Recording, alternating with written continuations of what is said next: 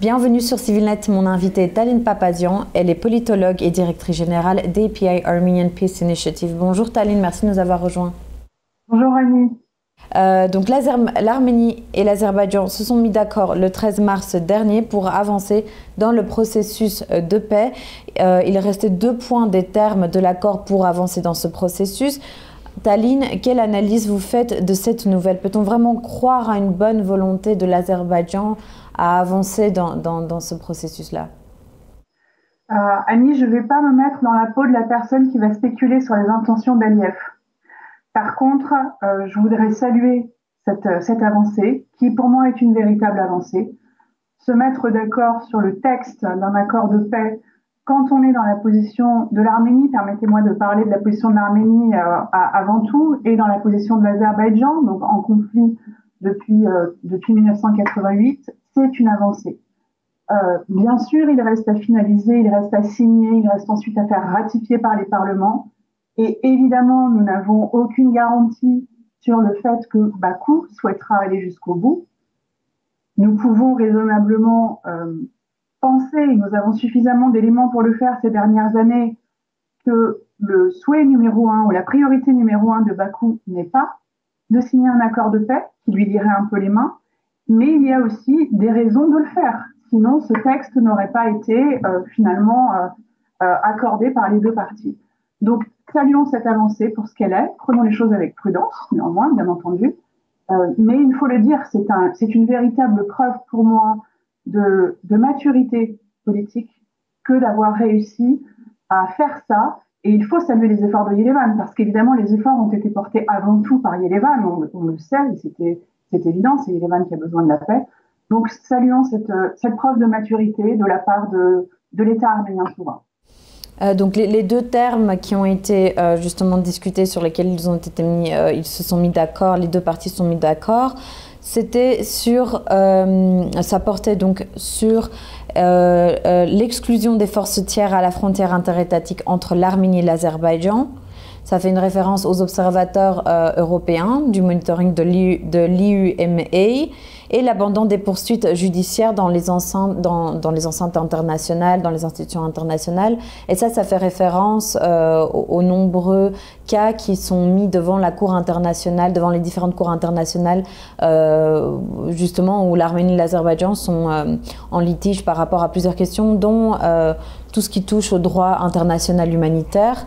Quelle lecture vous faites justement de ces 2 points-là, et pourquoi est-ce que c'était si important pour l'Azerbaïdjan de discuter ces points-là, à votre avis? Le premier point, en effet, vous avez raison, on sait que depuis des mois et des mois, en fait, depuis que cette mission d'observation de l'Union européenne a été mise en place à la frontière de l'Arménie et de l'Azerbaïdjan, on sait que Bakou ne perd pas une occasion de dénoncer la présence de cette mission, de l'accuser de fomenter davantage d'instabilité sur la ligne de feu, alors que c'est tout l'inverse qui se passe. Donc, elle a cette mission dans le viseur. Alors, le terme de force, si on voulait être un petit peu, j'allais dire faire un argument un peu spécieux, on pourrait dire qu'il est mal choisi, puisque cette mission étant civile, elle est non armée, c'est une simple mission d'observation. Et donc, on pourrait, à la rigueur, essayer de spéculer entre nous pour dire oui, mais ce n'est pas une véritable force, etc. Donc, on a des raisons de croire que néanmoins, Yerevan est prêt à faire cette concession. Bien entendu, ça ne veut pas dire que ces observateurs partiront tout de suite. Il faudra, encore une fois, passer par l'étape de la signature, passer par l'étape ensuite de la ratification. Et on peut souhaiter que le chemin soit court pour signer et ratifier, néanmoins, rien ne le garantit. Donc, les observateurs ne quittent pas la frontière demain. L'autre chose que vous avez soulevée, c'est la question du retrait. C'est un retrait réciproque, c'est un retrait en miroir. L'Azerbaïdjan a également des choses à faire à valoir, en tout cas, c'est ce qu'elle pense. Vous avez parlé de droit humanitaire pour l'Arménie, et là-dessus, vous avez parfaitement raison.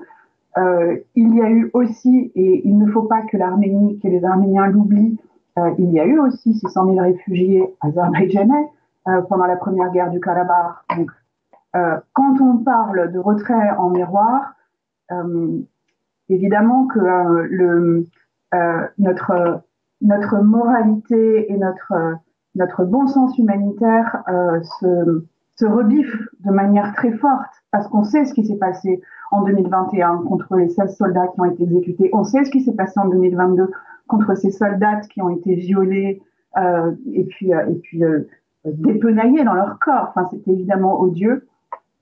Mais il n'est pas garanti que les Arméniens seuls aient gain de cause. Je ne doute pas que sur certains de ces procès, les Arméniens aient gain de cause. Mais rien ne garantit que ce ne soit pas fait de manière réciproque et que les jugements qui soient rendus ne donnent pas sur certaines choses raison à l'Azerbaïdjan, sur d'autres choses raison à l'Arménie. Donc, si les deux pays décident, au nom finalement pour Yerevan en tout cas, au nom de l'impératif de signer la paix et de sortir de cette situation de guerre permanente, de faire le retrait de cela en parallèle et de manière strictement réciproque, pourquoi pas. En tout cas, moi, je ne dispose pas de suffisamment d'éléments, et puis évidemment, ce n'est pas mon métier, je ne suis pas spécialiste de droit international, pour aller jusqu'au bout des dossiers et estimer, si vous voulez, les chances de gain d'une partie par rapport à l'autre. Voilà. Et puis peut-être aussi une dernière précision, c'est que l'Azerbaïdjan a fait état d'un certain nombre de griefs environnementaux sur la détérioration environnementale. Donc il y a plusieurs types de dossiers à prendre en compte avant de pouvoir se prononcer sur l'utilité ou la non-utilité de faire ce retrait. Ce qu'on peut dire quand même à ce stade et qui est important, c'est qu'on parle bien d'un accord de paix, on ne parle pas d'un accord de justice, et on ne parle même pas d'un traité de paix global. Donc ne voyons pas dans cet accord autre chose que ce qu'il y a pour le moment. Oui, d'ailleurs, le même soir, donc, le ministre azerbaïdjanais des Affaires étrangères a cité des amendements à la constitution arménienne et la dissolution du groupe de Minsk de l'OSCE comme qu'il considère obsolète et dysfonctionnel comme condition préalable à la signature de l'accord. Ce à quoi l'Arménie a répliqué qu'il n'avait jamais été question d'accepter quoi que ce soit là-dedans et que c'était juste un échange de points de vue, mais que l'Arménie n'a jamais été d'accord et n'a jamais accepté la demande de ces préconditions. Vous n'avez pas l'impression, impression en tout cas votre avis là-dessus, que cet accord de traité commence un petit peu mal, en quelque sorte, dans la même soirée? Il est certain que, j'ai dit tout au début et je m'en dédie pas, il est certain que si Bakou a le choix de signer ou de ne pas signer, Bakou préférera sans doute ne pas signer. Et donc, le risque d'invoquer des prétextes pour faire dérailler le processus existe de manière très claire et vous avez raison, ça n'a pas tardé. Maintenant, il faudra voir dans les jours, dans les semaines et dans les mois qui viennent si Bakou fait véritablement de ces prétextes des préconditions à la signature, et évidemment selon quel calendrier. On a en mémoire, je crois, l'épisode des protocoles arméno-turcs, avec il y avait eu l'étape de la signature et l'étape de la ratification n'a jamais eu lieu précisément parce que des préconditions ont été soulevées qui ont, par Ankara, qui ont fait dérailler ce processus. Donc il y aura, pour faire, si vous voulez, aboutir la signature de l'accord de paix, à espérer qu'un certain nombre de pressions seront mises sur Aliyev pour vivement l'encourager à aller jusqu'au bout de la démarche. Il est difficile de savoir quel capital aujourd'hui peut véritablement faire pression sur Ilham Aliyev. Ilham Aliyev a évidemment des raisons, j'allais dire, quasiment personnelles, existentielles très fortes, de ne pas sortir du scénario d'incertitude avec l'Arménie, d'incertitude permanente, qui tiennent à la survie de son régime politique. Et ça, c'est un facteur extrêmement important. Donc la question de savoir qui peut véritablement peser sur lui ou pas est posée. On a vu néanmoins ces dernières semaines une action positive, bien que discrète, venant d'Ankara. Et ça, c'est quelque chose qui mérite d'être non seulement signalé, mais véritablement noté avec intérêt. Il faut espérer qu'Ankara, qui est une des parties qui détient la clé du dénouement, puisque ça fait 25 ans qu'Ankara dit à Yerevan, nous ne normaliserons pas nos relations avec l'Arménie tant que le conflit du Haut-Karabakh ne sera pas, sinon totalement réglé, du moins véritablement sur la voie d'être réglé.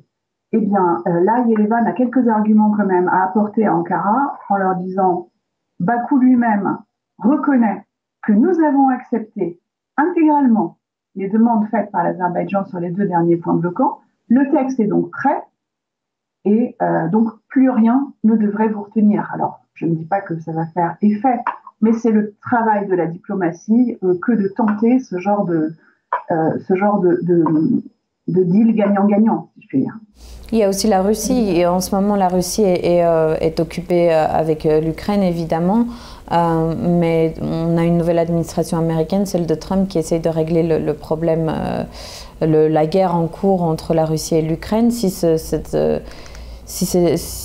la fin du conflit arrive entre les deux pays, l'attention de la Russie sera de nouveau sur le Caucase du Sud. Est-ce que c'est vraiment que la Turquie qui a les décisions dépendent vraiment que de la Turquie, ou la Russie peut aussi jouer un rôle important et contre l'Arménie en soi? Complètement. Et d'ailleurs, on n'a pas tardé à voir Moscou, et c'est la seule capitale qui a eu une réaction de ce type, dire nous saluons tout ce qui peut servir à la résolution des problèmes entre l'Arménie et l'Azerbaïdjan, et nous répétons que nous sommes tout à fait disposés à accueillir ou à réaccueillir voilà, des négociations, une signature des discussions. Donc, il était évident que de toutes les capitales du monde, Moscou est celle qui sera le plus à cran, si je puis m'exprimer ainsi, sur la perspective d'une résolution du problème entre l'Arménie et l'Azerbaïdjan au Caucase du Sud. Puisque, et je suis sûre que c'est ça que vous aviez en tête, qui dit règlement de ce problème-là, dit gain de souveraineté des deux parties, d'abord, des deux États en tant que tels. Alors, l'Azerbaïdjan est nettement plus, si je puis m'exprimer ainsi, bien que c'est compliqué de faire la notion de souveraineté relative, mais nettement plus souverain que l'Arménie. Pour l'Arménie, donc, régler le problème, c'est vraiment un gain de souveraineté capital et essentiel à son développement à tous les niveaux. Et non seulement ça permettra à ces deux pays-là d'être plus souverains, mais ça pourrait aussi permettre demain à la région du Caucase du Sud, donc les trois États, Géorgie, Arménie, Azerbaïdjan, de partir d'une manière plus collaborative sur des projets de développement en commun pour la région, bref, de faire de cette région autre chose qu'une dénomination géographique. Là aussi, Moscou ne sera pas content, c'est évident. Donc, vous avez raison, on a une administration américaine qui est très pro-paix. Eh bien, justement, profitons-en. Là aussi, la diplomatie arménienne, je pense qu'elle le fait. Je pense qu'elle fait valoir sa très bonne volonté, hein, ses actions constructives pour faire parvenir la paix au Caucase du Sud. Et il ne s'agit pas, si vous voulez, simplement de dire regardez comme on est des bons élèves, mais il s'agirait vraiment de pouvoir proposer aux États-Unis de maintenir un intérêt fort dans le Caucase du Sud qui ferait en sorte d'avoir des répercussions positives pour tous les joueurs impliqués. Et je reviens à Ankara, je reviens évidemment à la relation entre Bakou et Yerevan. Encore une fois, cet accord de paix ne règle absolument pas tous ces points-là, hein. Ils ne sont même pas encore à l'ordre du jour, si je puis dire. Mais une fois que le texte est signé, on peut imaginer ensuite des développements qui soient beaucoup plus compréhensifs, beaucoup plus larges, entre les deux capitales et un certain nombre d'autres pays de la région. Taline, on parle aussi beaucoup de sécurité, hein, depuis la guerre de 2020 de 44 jours, on en parle de développer la sécurité, que ça devient un point très important. Qu'est-ce qu'on entend par le développement de la sécurité en Arménie, de ses frontières? Est-ce que ça ne touche que à l'armement, ou bien ça va au-delà de ça, qu'il y a aussi une sécurité diplomatique plus abstraite comme ça que matérielle? Et est-ce que l'Arménie, depuis en 4 ans et demi, a développé comme il faut sa sécurité en cas de conflit, en cas de nouvelle guerre, d'une agression du voisin? Alors quand vous dites, Annie, on en parle beaucoup et on entend beaucoup, et qu'on me posait la question, évidemment ça dépend qui parle et qui entend. Enfin, donc je vais répondre de manière un peu générale, hein, à cette question, faute de savoir qui est vraiment l'interlocuteur désigné. Mais oui, je pense que vous avez raison. Évidemment que la sécurité va au-delà des frontières, c'est évident, même si le besoin et le sentiment de sécurité qui est demandé par les citoyens d'Arménie, et on le voit à chaque sondage, hein, c'est véritablement assurer la sécurité du territoire de l'Arménie et assurer la sécurité de sa population. Je reviens donc à l'accord de paix. Il est absolument essentiel pour pouvoir assurer de manière plus certaine, plus prévisible, la sécurité de la population. Cette fois-ci, je parle vraiment sécurité humaine de cette population de l'Arménie. de pouvoir sortir de cet état de guerre permanent et d'avoir un minimum de certitude. Je n'ai guère d'illusion sur le fait qu'on va passer de la guerre à la paix en 24 heures, hein, ce n'est pas ça. Oui. Je parle un peu moyen terme, d'accord? En dehors de cet aspect-là, la sécurité, c'est un concept global. Il inclut, et on le voit, des efforts considérables de l'Arménie sur le plan de l'armement. On ne sait sans doute évidemment pas tout, en tout cas on peut l'espérer, mais on remarque néanmoins deux choses. D'une part, l'Arménie n'a pas encore totalement revu et modernisé sa doctrine de sécurité, et ça manque. Ça fait 5 ans qu'on attend, 4 ans et demi qu'on attend qu'un nouveau concept soit posé de manière très claire sur le papier. Et l'autre chose à laquelle il faut, je dirais, faire attention, c'est évidemment, on voit que le gouvernement navigue un peu sur une ligne de crête, hein, mais c'est qu'entre les attaques de Bakou qui accusent l'Arménie régulièrement de nourrir des desseins revanchards, qui accusent l'Arménie de s'armer pour fomenter une nouvelle attaque.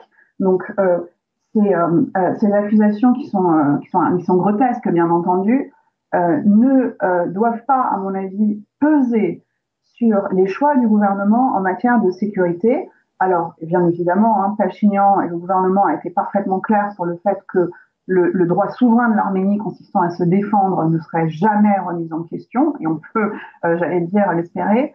Je crois qu'il faut aller au-delà de ça. La sécurité, c'est quelque chose qui concerne l'ensemble de la population de ce pays, du plus petit au plus grand. Et chacun dans cette appréhension-là de la sécurité devrait, et je pense, aurait un rôle à jouer. Et je crois que c'est là-dessus, c'est-à-dire sur l'idée d'une sécurité à laquelle chacun pourrait participer, que le gouvernement gagnerait à réfléchir de manière plus active. Il y a en Arménie des ressources pour le faire. Je pense qu'il y a aussi à l'extérieur de l'Arménie des ressources et des partenaires pour pouvoir avancer sur ces sujets-là.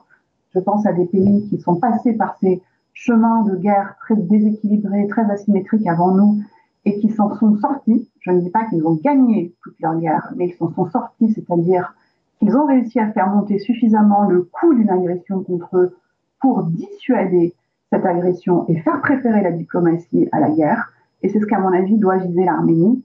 Et encore une fois, pour cela, elle a des interlocuteurs pour le faire, notamment en Europe, certains pays nordiques, les pays baltes, en particulier l'Estonie. Bref, je ne vais pas là, me lancer dans un exposé là-dessus, mais je crois que c'est une voie à explorer de manière très sérieuse et maintenant très rapide.